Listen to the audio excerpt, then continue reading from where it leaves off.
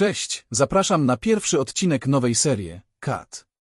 Odcinek pod tytułem Eman God, znany jako Kat z Płaszowa, jest jedną z najbardziej przerażających postaci II wojny światowej. Zaczynamy! Eman God, znany jako Kat z Płaszowa, jest jedną z najbardziej przerażających postaci II wojny światowej.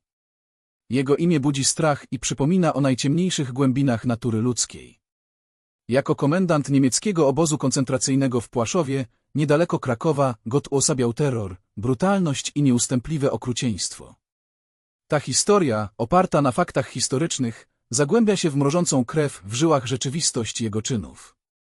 Cień obozu Płaszów. Mrok zapadł nad Płaszowem. Wśród rozciągających się baraków, otoczonych drutem kolczastym, ciszę przerywał jedynie skowyt psa i echo kroków niemieckich strażników. Na wzgórzu stała willa, w której mieszkał God, człowiek, którego imię wypowiadano szeptem, jakby samo wspomnienie mogło przyciągnąć jego gniew. God, wysoki, z nieodłącznym pistoletem w dłoni, patrzył na obóz z tarasu swojej willi. Stamtąd miał idealny widok na plac apelowy i rozpościerającą się wokół niego pustynię ludzkiej rozpaczy. Była to sceneria stworzona przez niego piekło, które z precyzją sadystycznego artysty formował każdego dnia. Bóg obozu. Przez więźniów nazywany był Bogiem obozu nie z szacunku, lecz z powodu absolutnej kontroli, jaką miał nad ich życiem i śmiercią. God decydował, kto będzie żył jeszcze jeden dzień, a kto zostanie zastrzelony bez procesu. Wystarczyło, że więzień spojrzał na niego niewłaściwie, zbyt wolno pracował, czy miał na twarzy wyraz, który nie przypadł Gotowi do gustu.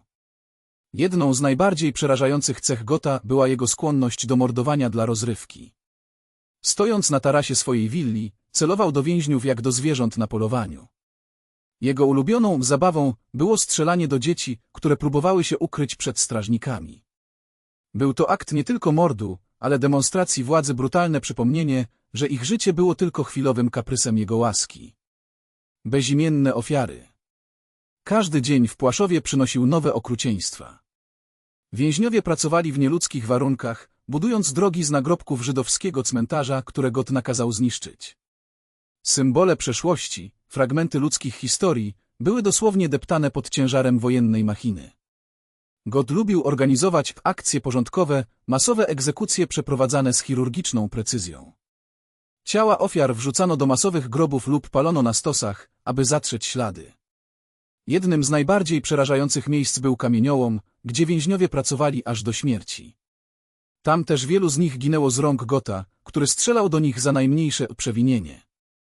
Psy terroru. Nieodłącznym elementem życia w obozie były psy, które God tresował, aby rozszarpywały więźniów na jego rozkaz. Psy były wyszkolone do atakowania ludzi z bezlitosną precyzją. God patrzył na ich brutalne ataki z zimną obojętnością lub wręcz z satysfakcją.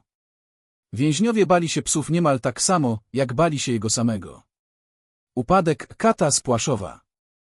W miarę jak wojna dobiegała końca, niemieckie dowództwo zaczęło dostrzegać, że God był nie tylko sadystą, ale również korupcjonistą, który wykorzystywał obozowe zasoby dla własnych korzyści. W 1944 roku został aresztowany przez SS za defraudację funduszy, co ironicznie stało się początkiem jego upadku.